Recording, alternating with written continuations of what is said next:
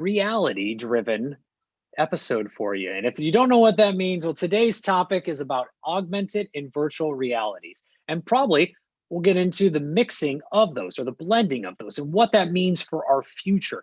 Blending the physical and digital worlds, those mixed realities of what we see and what we also see. But where do all these play? Where are they making an impact from a technology and industry and a region standpoint? What does this all mean? And what does it mean for us as the future of consumers, but also for the future of enterprise? Well, I am joined by some of my favorites, as we were just teasing each other pre-show. I'm joined by some of my favorites who are experts and investors in this category that want to share their thoughts and insights of where they're seeing, both from a founder standpoint, but also an investor standpoint, as they're laying their bets and where we should be paying attention to. So a lot to talk about. More and more is happening in these industries. If you're looking at companies like Verizon, Facebook, Microsoft, NASA, big names are playing a more impactful role looking at augmented reality and virtual reality. We're starting to see more surgeries done with these technologies. We're starting to see the future of work and our future lives play into these as well. But let's pause there. Let's wait till we get into the discussion today. And a big thank you to you, our audience, for tuning in. If you like what you hear, click subscribe. And also, if you'd like to be on a show like today, whether it's about AR and VR, do reach out, and we'd love to have you as an investor share your thoughts and insights around these technologies, industries, and regions around the world. Entrepreneurs, it is now Q4. You have less than 90 days. I believe 88 days. We'll fact check that. But you have about 88 days until the end of the year. If you're not already out fundraising, if you're not already out there pitching and selling your product, you need to be. This is the time to prepare yourself for 2021. There's a virtual stage here on VCTV just for you to get up and pitch us as investors focused on your industry, your category, and get real-time feedback along with pitching our entire live audience. It's great exposure, a great opportunity for you to build foundational relationships with investors and with your potential customers. So do reach out to the LATOKEN team and or myself. We'd be happy to find the right set of investors and opportunity for you. And a big thank you to the LATOKEN team and to Emmanuel and Maria for making VCTV possible every single day. With that, let's get in. Let's welcome each and every one of our guests, as I'm your host, Kyle Ellicott. And first and upmost, Irina. Welcome back to the show. It's a pleasure to have you. A little intro, a little background to those who may not know you. Well, I feel like I won a prize or something going first. So pleasure to be back. My name is Irina Litchfield. I am founder of Blockchain Cube. It's a blockchain integration company, blockchain technology integration company. And I'm a president of Lumeria. It's where capital meets innovation. Our goal is to establish to evolve the global capital markets and to bring back small market cap. Wonderful. Welcome back. And, I dropped NASA in the beginning because I know you do a lot in space, but also there is some big efforts that NASA is making, I believe, in the virtual reality space and the space station, which we'll get into as well. So excited to let you take lead on that. Lewis, welcome back to the show, my friend. A little intro, a little background as well. Oh, I love being here, Kyle. Get to see Irina, Noble, get to have a good show, and get to see you most importantly. Just a little background, give you the skinny on me. Been involved in finance over 25 years, technology over 30 years. I'm a managing partner with FGA Partners. We're involved and invest in artificial intelligence platforms, machine learning, AR, VR. This is part of our space, and blockchain technology. I'm also the CEO of Megahoot, which is involved in a lot of these areas as well. We all love blockchain. We all love it. It's great. It's wonderful. But last but not least, the man of the hour, the one and only, the Grandmaster, the Yoda, the Jedi of, ladies and gentlemen, our realities, the man who will lead us into the digital age and where these two worlds blend. Noble, welcome back to the show. It's a pleasure to have you. This is an outstanding topic we love to talk about, AR, VR. You are leading us even with that grand introduction. Truly, you're doing so much, but don't give us all away yet. Just an intro, a little background. It's all you. Yeah, I love that introduction, Kyle. You embarrass me because the panelists are also probably a lot. The other panelists are preserved that introduction far more than I. But my name's Noel Dracone. I started off in the investment industry when I was 17. I got my license when I was 19. As you can tell, I'm only 26 now. But but the bottom line is, I've been in the industry, financial industry, almost 30 years. I've been in the tech space. I started off in mobile communications, and since then, I've filed a patent on AR and integrating it with gaming and clothing. And so I operate as a CEO of WherePlay Games, which our focus is on mobile gaming and development and what we've dubbed extended reality. We don't believe that it's a separate AR, VR. It's all kind of blends together. And when you talked about AI, it only works because of AI and visual science being able to recognize the things that the human eye up to date has only been able to distinguish. I'm also the one of the managing partners of M Accelerator Venture Fund. We support our incubator and accelerator, M Accelerator in Los Angeles, working with startup companies across the spectrum, entertainment, essential services, as well as deep technology and blockchain.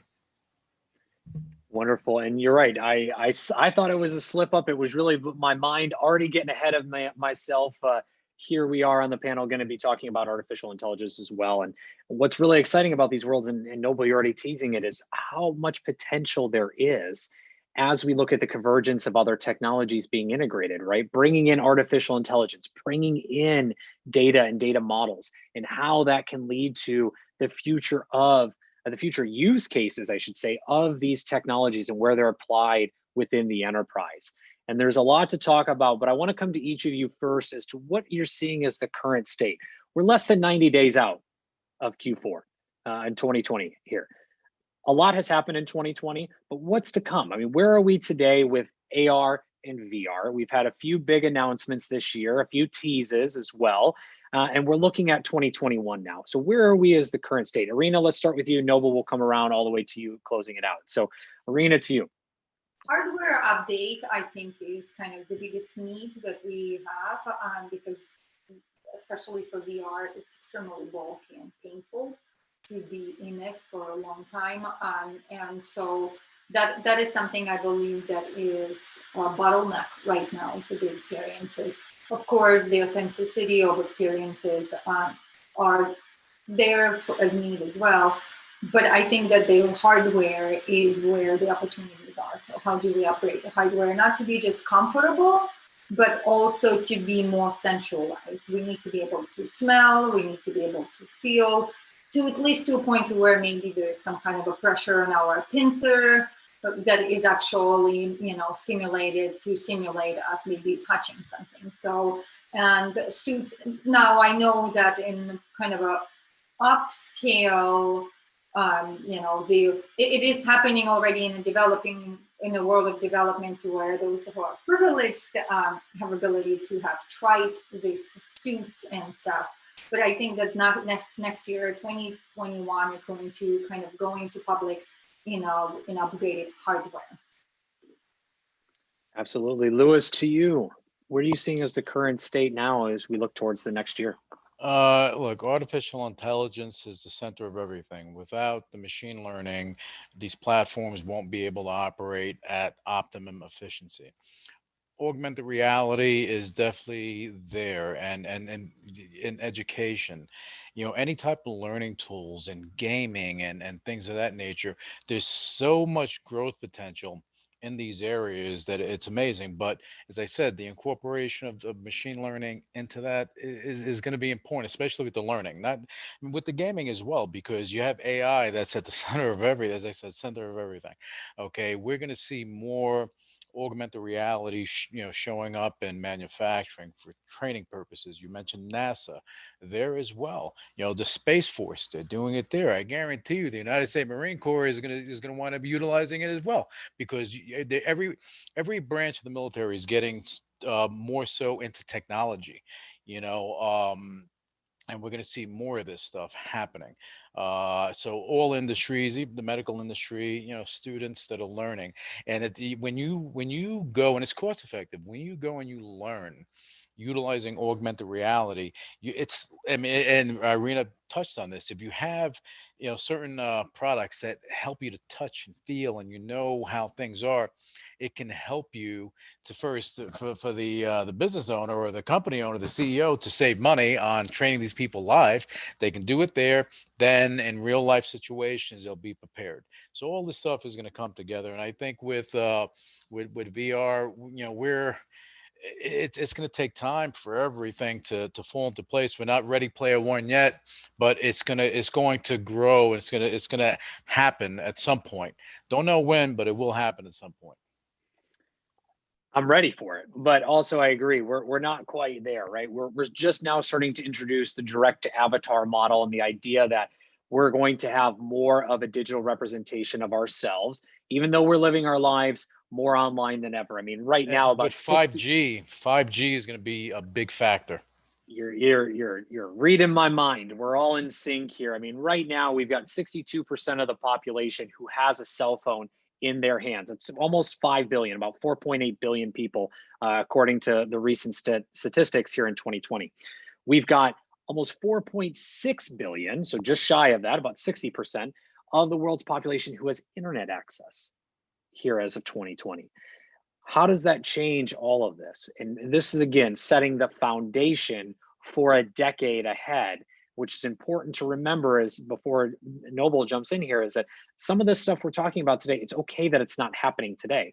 We're looking at 2021, we're looking at 2022, because this is the foundation. So as investors, this is to where you need to pay attention to lay your bets. And entrepreneurs, there is no overnight success. It takes years to build a company. So again, this is the foundation. Noble, to you, what are you seeing as this current state as we look ahead to that 2021?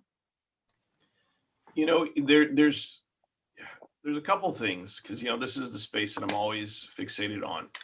And when I look at the use cases for VR and AR, I really look at it in a sense of Web 3.0, right? Mhm. The idea is not that we're going to be going somewhere to utilize glasses, or there's going to be the concept of the oasis.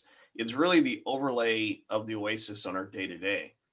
The reality is, screens keep getting smaller and thinner, but the reality is screens are going to disappear a lot sooner than later. Now that they've figured out a way to get the technology down to literally a contact lens. The availability of data is all that matters, right? Being able to look at a store and then be displayed what coupons, what information you need to know, then to be able to walk into that store and look at the item, and that item's attached to blockchain, so the supply chain of that item and if it was ethically produced or not.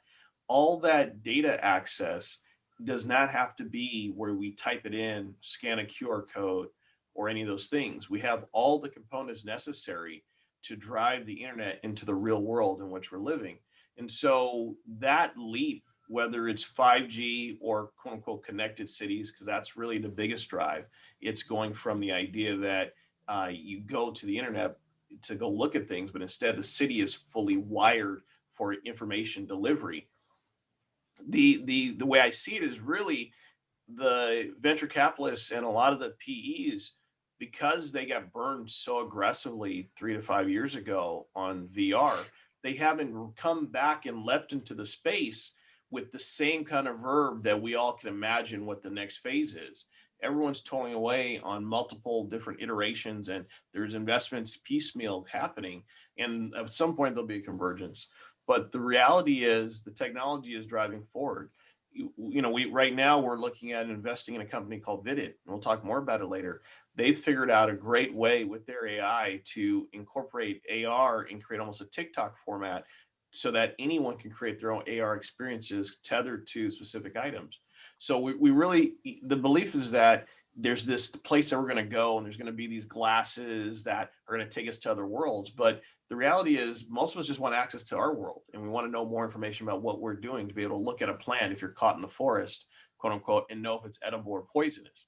And this is where things are starting to evolve into, where the AI is not only giving us being able to recognize the item, but then giving us the data of that item that it's recognized. And it really operating as our second minds, our second brains. So this idea of this internet to go to is slowly, especially in 2021, starting to phase out bit by bit, and where it's not this VR AR thing happening, it's just information that's just displayed in this unique way. And people keep thinking there's going to be this awesome use case for AR, and it's going to pop up and it's aggressive. But I tell people all the time, it's already here. Sometimes things kind of insidiously work its way into society. Snapchat, face filters, overlays, sprays, these things are being used commonly by hundreds of millions of people across the globe using AR. So there doesn't have to be this magnificent use case for it. People are using it now, and it's become part of their world, just like typing, to be honest. So I think that 2021 will see more implementation in that direction. Well, and you're calling it out right. I mean, Snapchat, we've got Apple, we have TikTok, and many others that are playing in this world, and it's really just the beginning, right? As you said, it's like typing. We have to crawl before we walk before we run, and run before we fly to the moon. But nonetheless, we have to be able to understand how to utilize this technology, why it's important, why it's not, where to apply it when it's not. And Snapchat and others that you're mentioning, I mean, they have great AR kits. Apple just released a new AR kit as well. I mean, this is the beginning of that.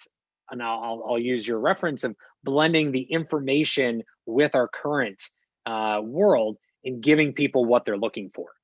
When the separation occurs and you want to go somewhere else, so Ready Player One, when you want to go there, that world is being built as well. But what we're talking about, and I think where Noble is pointing us in the direction of, is that AR and VR is actually helping to be really a technology and an information layer, bringing those together in one. If I'm correct, blending those two versus just the Ready Player One mentality. And no discredit as well, but what, Lewis, you mentioned, I love it. I want to be in that as well. And I think both of you are providing that great perspective, with Irina kind of sitting there on both sides as well, seeing what she's doing. And so now, where are the opportunities? I mean, is it in gaming? Is it in information? Is it in artificial intelligence? Is it in the hardware? Is it in the software? Where should I be focusing, or where should our audience be focusing if we're looking to start getting involved in this? Because all three of you just impact great perspectives on this, but now where do we focus, right? And Irina, you started with hardware, so I'm going to come to you last on this one. Lewis, I'm going to come to you first. Where is the areas of opportunity? Where should I be focusing after all of this we've just talked about? Okay, first, hardware. Here goes the problem with that, is that if you can come out with this great piece of hardware, but if you don't have distribution, it's a problem. Apple just today, they cut out any third-party suppliers to their ecosystem this morning. Done. All right, so your speakers, your headsets, all this stuff that you would get for your iPhone or your Apple, ecosystem items, you're not going to be able to get anymore through them, and they'll probably cut that off. They have that closed system. They're doing that. I always say that, and the AI part of it, that's where the growth is going to be. That's where the opportunity is going to be, because all that feeds out to everything else. It's not so much, Noble made a good point. AR has been here. It's been here. Okay, because you don't think about it. You don't think about that. AI is the center of everything, and the opportunity is going to be across the board in AI, no question. All right, so we got artificial intelligence again. Irina mentioned hardware earlier.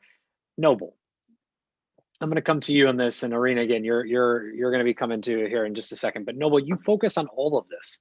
You live, breathe, and eat this in the best way, from being on the CEO side to being on an investor side, having seen this from decades to now the present and looking towards the future.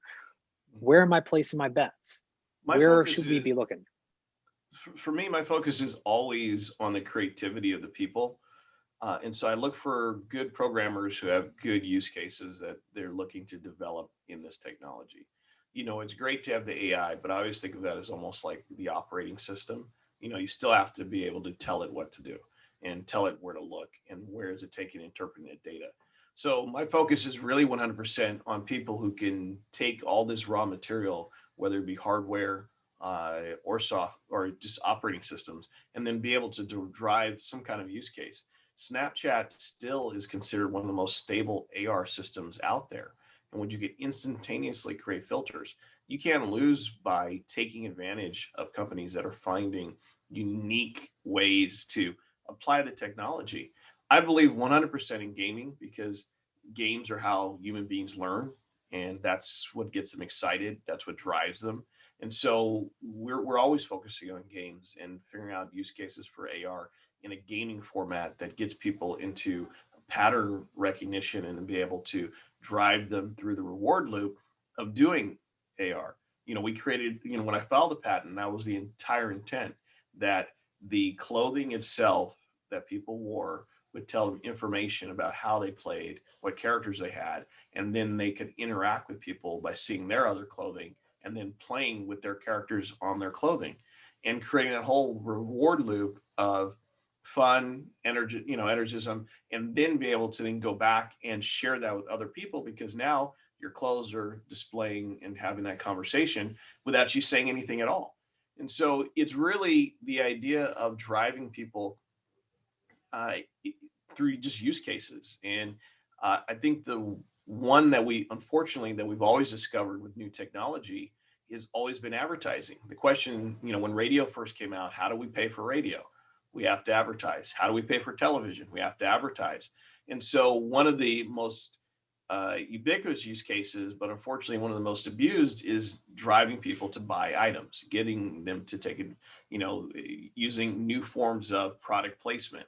So you see a lot of games and gaming developers now using AR to drop characters where they think people are going to have a time to buy or get excited to buy. Several years ago when we were displaying at Comic-Con, Pepsi did an AR deployment with at that point, the Deadpool movie. And so they had Deadpool all throughout Comic-Con in AR format. You'd have to collect them in order to get items. And, we in our office, we like to call it the dancing dinosaur effect. That's almost like the most bare bone base case use of AR because it can do so much more. But at the same time, the novelty factor is what drives people, and it got people to buy to make the excuse for it.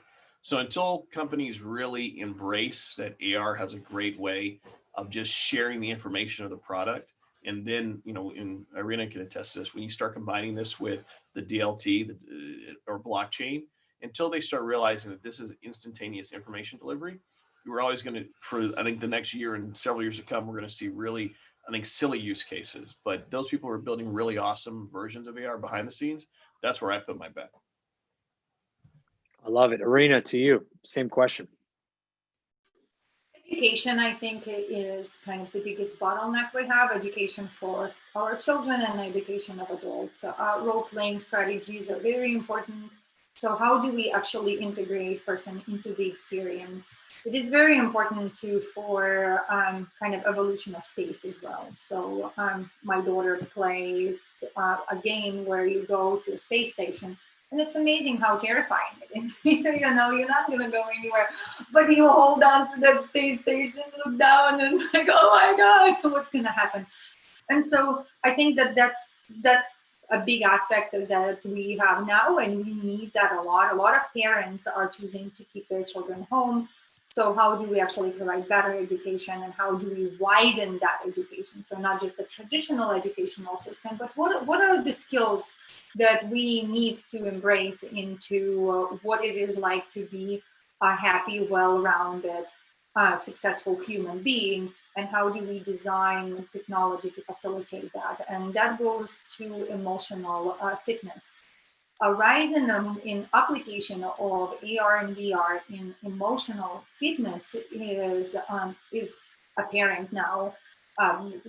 Basically, what that means is kind of a meditation type of apps that are integrated, right? So there's a game, for example, that you you move this, you start as a tree and you move yourself visually out of the tree through breath.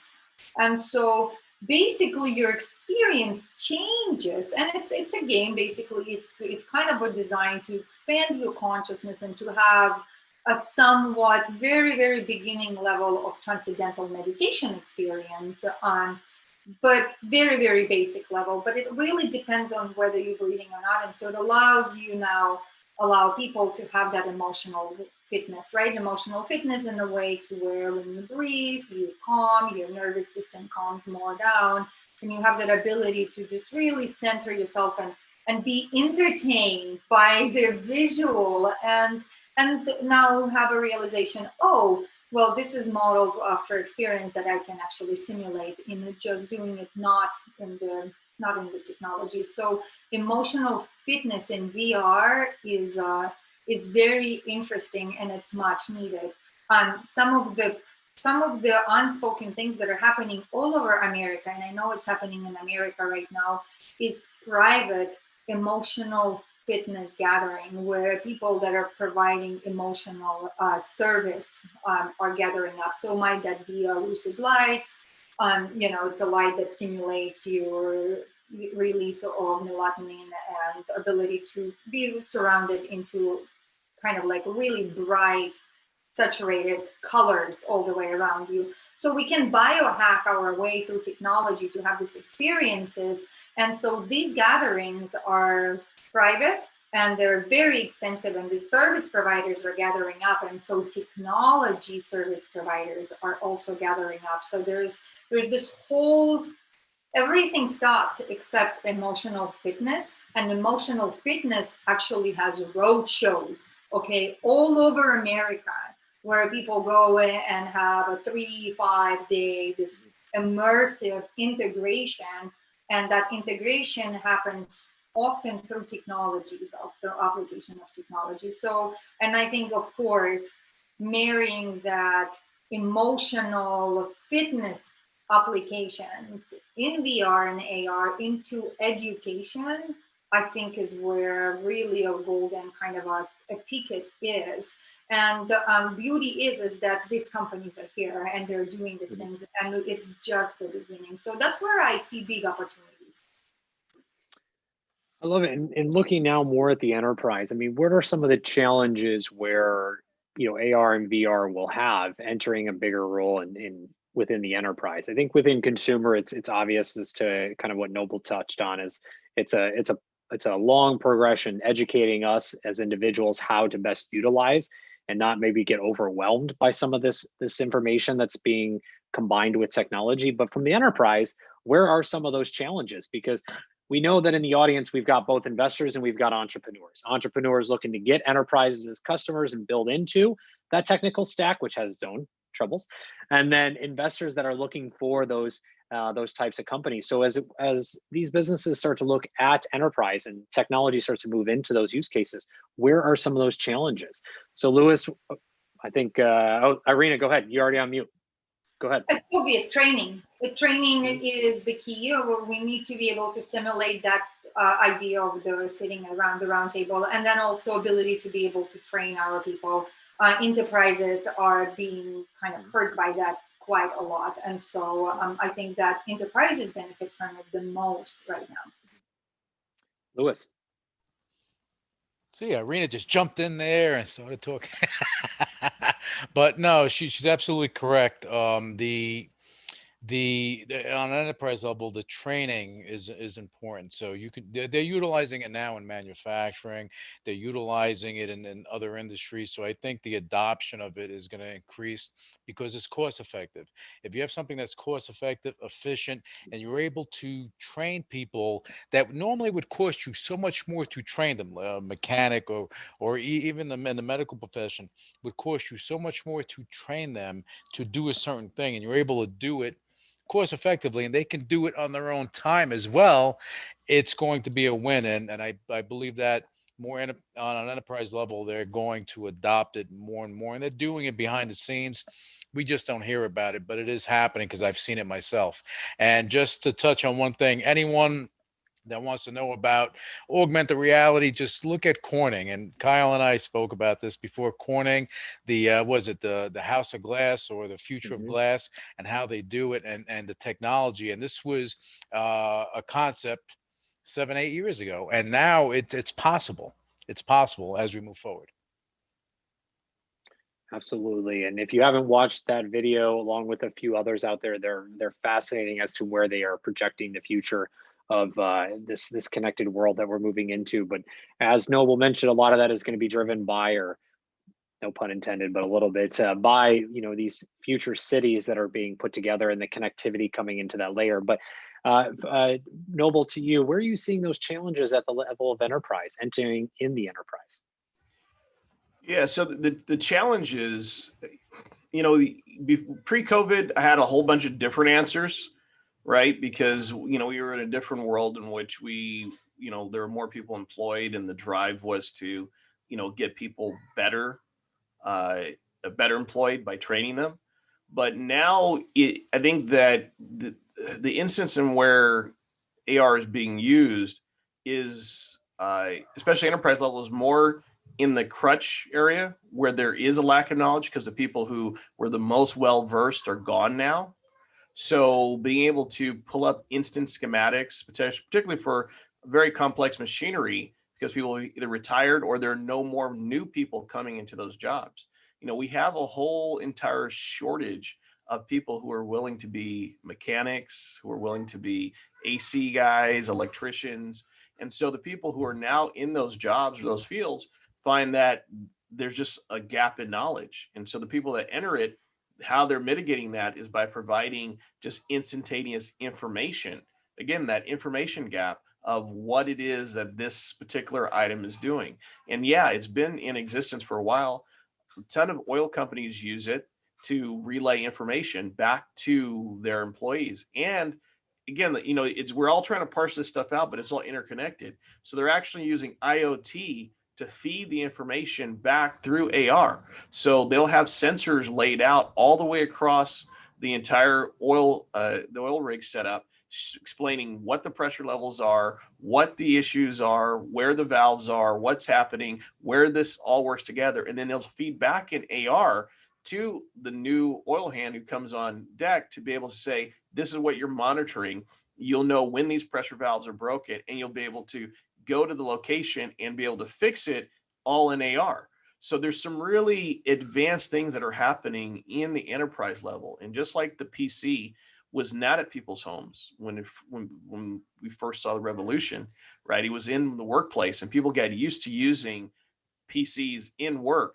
The same thing is now happening, and people who are in these really critical jobs that are having to get information fed to them on a constant level. You can't rush back to a computer to find this out.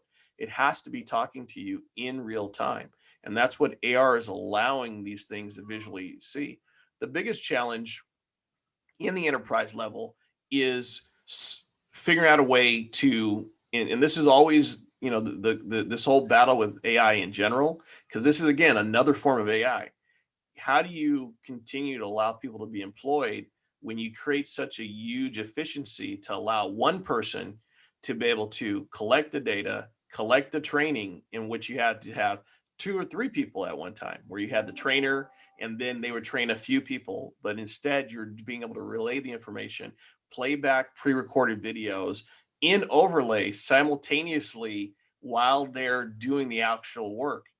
This is we're coming into that, and we've talked about it before, Kyle, this singularity of information, humans, and computers working in concert to drive us toward these efficiencies.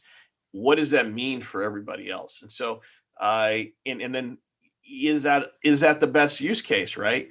Is a hyper efficient employee who's able to pull all information instantly, be able to know everything because the computers are feeding it to them, and being trained to fix it at the same time, is that really the best human case as opposed to the best work efficiency case? So there's a lot of stuff, and I think that's a big challenge for enterprise to determine, particularly in the next 10 years. Well, it's a huge transition, right? It's very similar to what we were looking at when we went from the digital revolution or industry 3.0 who may not be familiar with it, into today's information age or industrial 4.0 or industry 4.0. There was a huge, each of these big revolutions that we have as technology is being introduced into not only our lives, but also our workplaces. This is one of those transition points, right? This is where things happen, where, we look back through those revolutions, we look at version 1, where we went from hand production to machines entering the world. And we go from machines to mass production in 2.0, and the early introduction of not just production lines, but also networks. And then we look to the digital revolution and how that brought us the internet and microprocessing and this whole world of mobility. And now here we are. Here we are in this interconnected, driven, autonomous, very technical heavy information age, which will see that transformation. But we've seen, if we look at how history has repeated itself, is now it's an opportunity to re-outfit. It's a time to bring in and automate some things or provide a new layer of information, to your earlier point, and empower those current employees to do what they do better, to automate some things, and then to employ or reintroduce new products and services, because other ones are now automated, right? You look at manufacturing and supply chain, to your point. Add a layer of AR on top of this. And yes, we already have AI that's playing a role in there. We can see how AR would play a role into manufacturing itself. But now, if that's automated and that's all touch and go, think about what else you can do. Think about the new products that you can introduce. Think about the new things you can start to optimize, and where employees and staff can be re-outfitted as well. There's a whole opportunity, and then you go down to the data layer. These models need to be trained, and models need to be continually retrained. And the cool, exciting thing that I think we all forget is when you take the one's physical and you bring it digital. It's a very exciting thing, very scary in some ways. But what's very exciting about it is you build a digital map, digital representation. And it's kind of like a computer game. It's a little bit like Ready Player One, where now you can start simulating things. You can start looking at those once digital or physical to digital to now being able to interact with those digital items, those digital representations. You can start introducing constraints, use cases, models, training things, introducing synthetic data or modified data into these to see what happens. Because at the end of the day, and you've all called out, humans still play a role. There's still a human input, decision, and support that then creates the autonomy. And from that autonomy, things need to be adjusted and humans still play a role, but it opens up a whole new world. And we go back to just the virtual economy, as we've talked about. This is $100+ billion economy that's being introduced. There are going to be tons of opportunities within enterprise throughout that. AR, and back to Lewis's point around Ready Player One, VR, when you get into those digital worlds, not just the information layer, the digital worlds, there's plenty of opportunities. Tons. And some we can't, we don't even have a taste of 90% of those yet, because we're just getting there. So tons of opportunities. You all called it out perfectly as well. And with that, I want to come to each of you around closing thoughts, anything else you have to add, and then where can everyone find you as we come to the top of the hour. So Irina, we're going to kick it off with you. You started. I'm going to let you start here as well. Closing thoughts on where this industry is going. Again, AR, VR, augmented, virtual, and we'll throw mixed reality in there as well. Where is immersive going in the future, and where can everyone find you? My closing thoughts would be for entrepreneurs to reach out to VCs, to investors. Forget about how you used to do business. Forget about how you used to raise money, and understand that you need to be more open, transparent, and don't wait to be perfect. There's better done than perfect. Okay, so go there, go talk to investors, then go back and edit your pitch deck, and then talk to them again. And also, if you do that, if you go and do, what you realize is that you end up getting to perfect eventually, or to what it's going to be at its perfect self. And so go and do that. And investors, come outside of your comfort zone. Start looking up at other kind of integrations of technologies. If your vertical is too narrow, it is not a good time to be investing right now. So diversify your portfolio a bit. Look at the integration of different innovations. If you're in, look at all of them, see whether the opportunities are, and work with other funds as well. It's time that we open up opportunities and we stop hoarding our deals. We need to deal share, we need to share the deal flow, and that will allow us to really have a better liquidity opportunities. And that's where I really want to see our world, to where we can deploy faster and we can get liquidity faster, so we can redeploy even faster. And so Google me, find me on LinkedIn, message me, let me know what you're messaging me about. And also Twitter. I like Twitter now too. I love it. Collaboration, you're calling it out right. And, this goes to the conversation of today and just that collaboration of technology and information. So spot on. Thank you, Irina. Louis, to you, where can everyone find you in closing thoughts?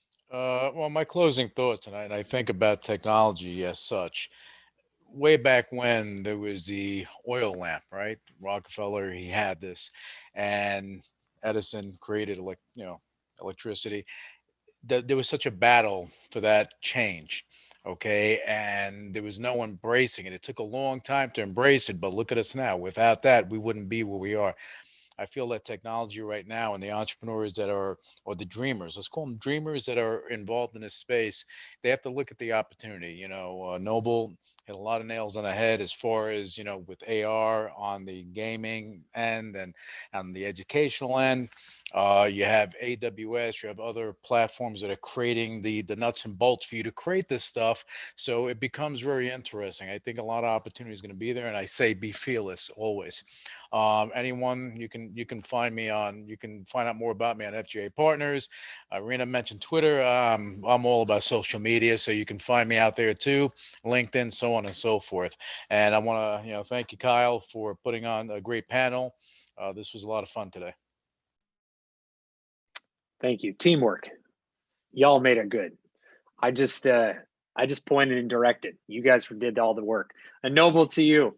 Closing thoughts, and where can everyone find you?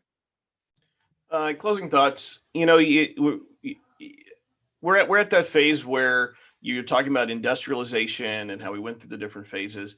We're almost at that phase where we're at the industrialization of information, in which we have bit by bit have gathered data on everything.